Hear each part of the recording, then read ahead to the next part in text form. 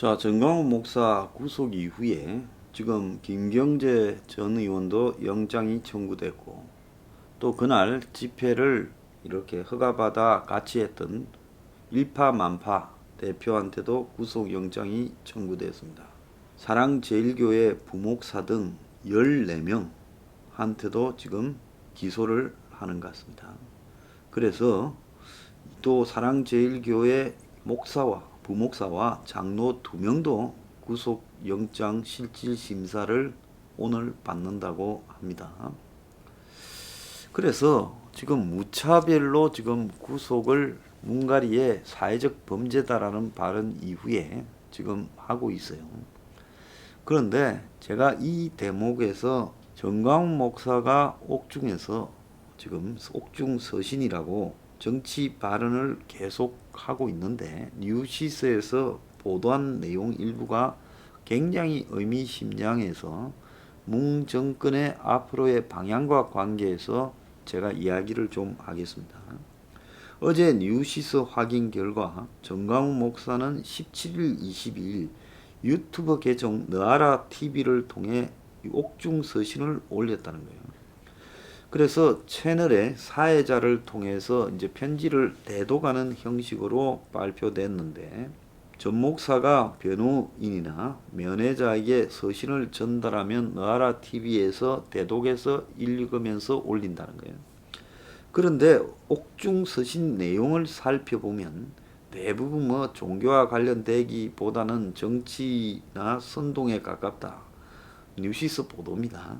그리고 문정권을 비판하고 코로나 확산에 책임이 없다라는 메시지가 주로 돼 있고 죄수감의 억울함을 토로하는데, 그 내용 중에 저는 그런 어떤 내용보다 가장 지금 핵심적으로 좀 봐야 될 내용이에요. 3월 전까지 또 국민을 속이고 극단적인 행동을 하지 못하도록 여러분들이 지켜야 할 것이다 말을 했습니다. 그러면서 3월까지만 내각제 개헌을 막으면 우리 대한민국은 다시 살 수 있다, 이렇게 말을 했어요. 그러면서 추석 민심을 통제하려고 추석 고향 방문 등을 저지하고 있다, 이렇게 이야기를 하고 있고, 자, 그런데요, 다른 이야기보다 전 목사와 제가 이 문제에 대해서 교감을 한 바는 없는데 제 생각하고 일치합니다. 제 방송을 전 목사가 듣고 이 부분에 대해서 지금 저렇게 이야기했을 수도 있고, 본인이 또 지금 다른 사람들과의 이야기를 통해서 저 정보를 들었을 수도 있어요. 제가 내년 4월에 이 서울시장, 부산시장 보궐선거가 무의미해 줄 수 있다라는 이야기를 여러 차례 했지요. 문 정권이 조금 있으면 경제가 무너질 거다. 그러면 그야말로 지지율이 추락하게 될 거라고 오늘 일부에서도 이야기를 했습니다. 그러면 문의 퇴로는 개헌을 하는 것이고, 지금 김할배의 저 국민의 진당은 궁극적으로 원하는 게 문한테서 이원 집정부제 개헌 제안이 오기만을 문 열어놓고 기다리고 있을 뿐이다. 그래서 추경도 저는 찬성해줬고 공수처에 대해서 추천위원도 보낸다고 하고, 지금 문가리 정권에 대해서 야당인 척 추미애 공격을 하고 오늘도 실종 공무원 문제로 비판을 했지만은 실제로는 본질적인 비판을 하나도 한 게 없고, 그나마 야당인 척 해야 최소한 지지라도 유지되니까 그 지지를 유지하기 위해서 흉내만 내고 있다는 게 제 생각입니다. 자, 그런데 정광훈 목사는 누가 봐도 친이 세력하고 가까웠어요. 그래서 그 주변에 친이 세력들 사람들이 많이 있습니다. 이재호도 그랬고요. 자, 김문수 전 지사도 크게 보면 친이 세력 중에 한 명이었죠. 자, 그런데 국민의 진당을 장악하고 끌고 가고 있는 저 원내대표 주호영도 친이 세력이고, 지금 친박 세력들은 거의 괴멸된 채 친이들이 중심이 되어서 저 당을 김종인을 끌고 와서 바지 사장으로 앉혀놓고 끌고 가고 있습니다. 그러면 이 궁극적인 친위 세력들의 목표는 뭐냐? 제가 봤을 때 김무성이 지금 엊그제 77순 장치를 했고 최근에 그 마포 사무실에다가 포럼 같은 걸 열어가지고 대선 후보들 다 불러서 보수 쪽에 토론을 시킨대요.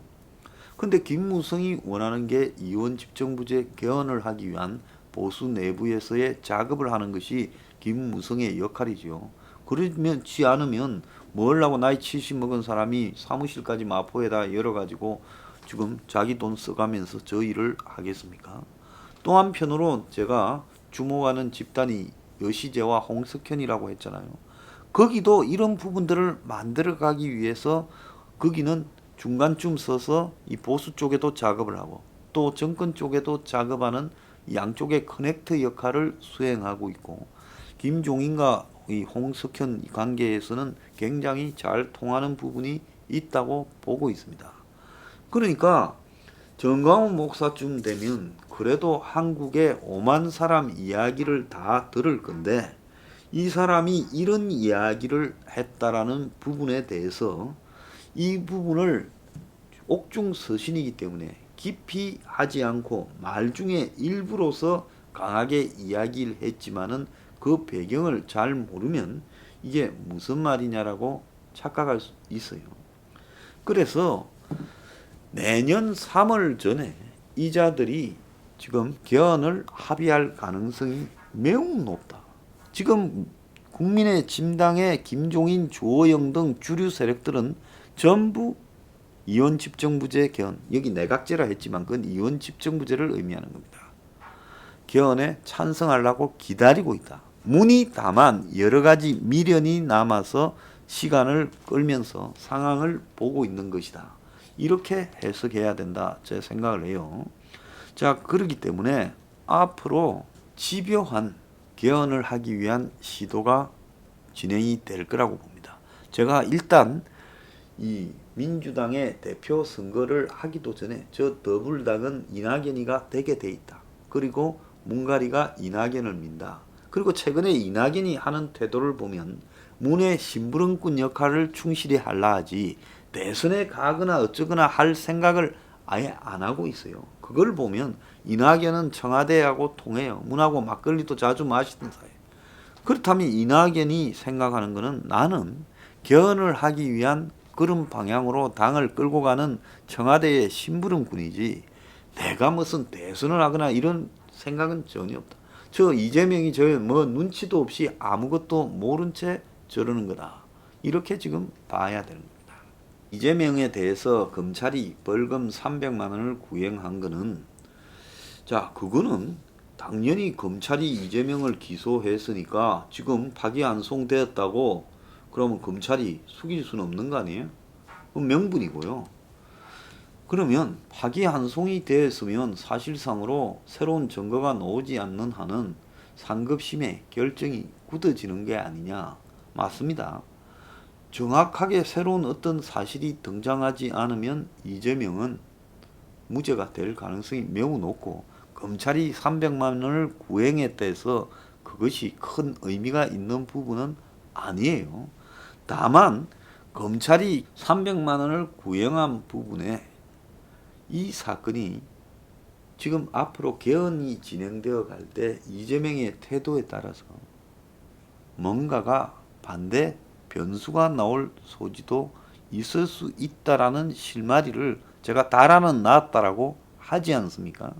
윤석열 총장에 대해서 다 끝난 것 같은 장모처 문제를 지금 윤이 공격을 하지도 않고 사실상 꼬리도 다 잘리고 힘을 상실했는데도 추미애 사건에 윤을 희생양으로 던져가지고 지금 물타기를 하는 모습이 역력히 보이고 또 저 패거리는 자신들한테 달라들었던 사람을 끝까지 제거하겠다라는 모습도 보이잖아요.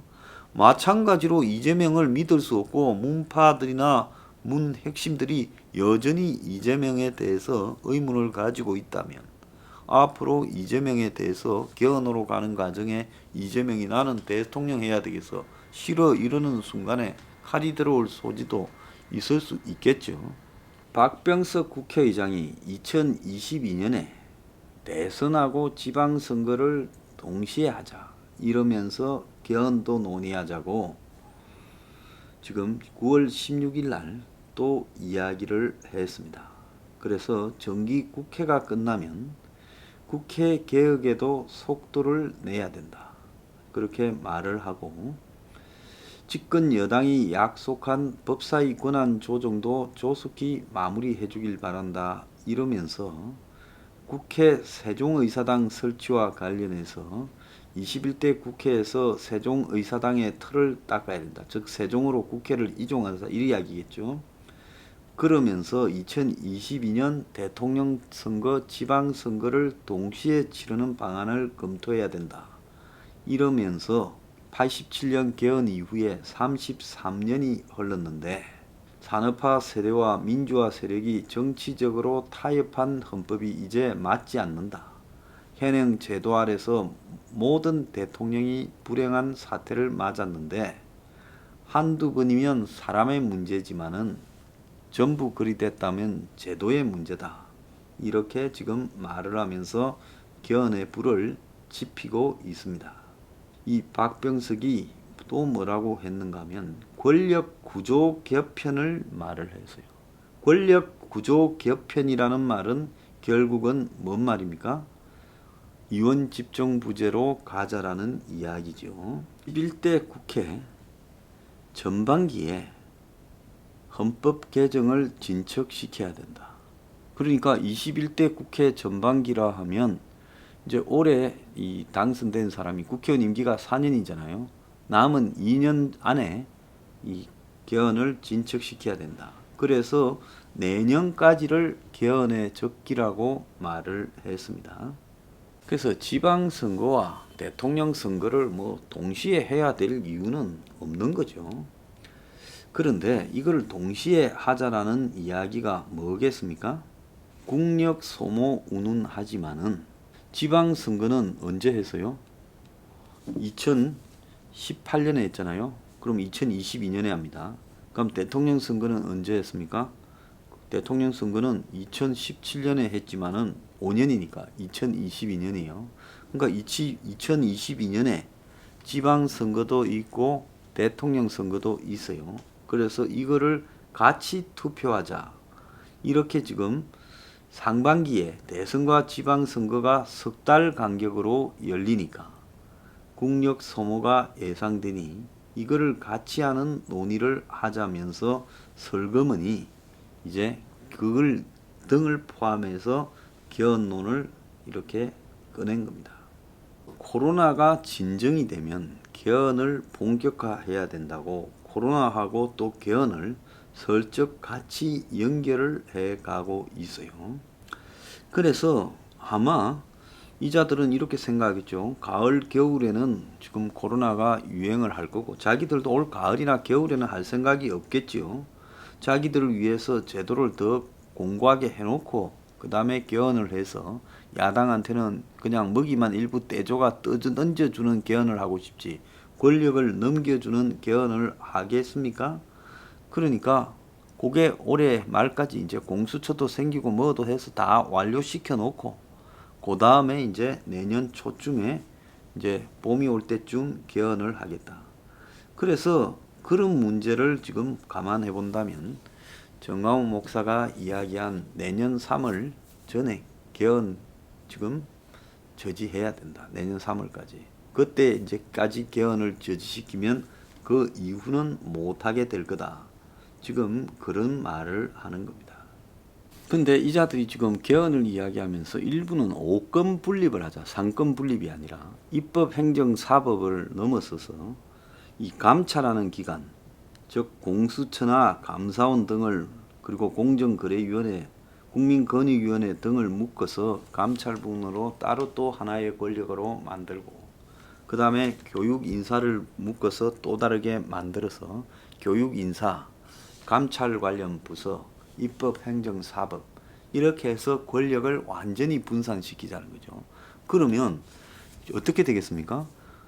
이 감찰 기관이 공수처나 감사원이나 뭐 이런 것들이 또 분리되면 결국은 나중에 이제 자기들 정권에다가 칼을 대려고 하는 사람들의 권력이 분산되어서 누구 말을 듣지 않고 그래서 자기들이 칼 맞을 일이 없도록 권력을 쪼개놓고 그런 방식의 산산이 분산된 개헌을 하겠다. 지금 이걸 지금 하겠다라는 이유지요. 자, 김부겸이도 지금 분 끄는 개헌을 해야 된다라고 8월 17일 날 이야기를 했어요. 그때 당 대표 선거를 할 때요. 그래서 지금 민주당 안에 이낙연과 경쟁해서 2등이 되었던 김부겸이 그리고 지금 박병석이까지 전부 개헌 이야기를 하고 있어요. 지금 이쪽에는 국민의 진당은 김종인이부터 주호영이부터 외곽에 있는 이재호, 김무성이까지 전부 그렇게 하고 있어요. 그래서 이 보수 사이드에도 개헌 반대한다는 사람이 별로 없어요. 그러니까 정광훈 목사가 내년 3월까지 개헌을 저지하면 못한다. 그때까지 못하도록 싸워야 된다는 말이 그게 일종의 근거가 있는 이야기고 제 평소 하던 주장과도 일맥삼통한답니다. 그래서 내년 이 서울시장과 부산시장 선거를 놓고 개헌 논의가 그 전에 진행이 될 거예요. 왜? 그 선거만 끝나면 김종인이는 집에 가야 되잖아요. 주호영이도 선거 결과에 따라서 어떻게 될지 몰라요. 그러면 지금 있는 저 파트너들이 또 날아가 버리면 또 개헌을 하려면 이 국민의 진당이 또 생각이 바뀔 수 있어요. 그런데 국민의 진당이 만약에 부산 서울시장을 다 먹으면 어떻게 하겠습니까? 대선 우리가 이길 것 같아. 개헌하지 말고 그냥 대선으로 가. 이렇게 될 수도 있어요. 그러니까 4월 재보선 전에 개헌을 합의하고 재보선은 합의된 개헌에 따라서 적당히 그냥 서로 치르고 말아버리자. 지금 이런 식으로 꿍꿍이가 지금 돌고 있다는 겁니다.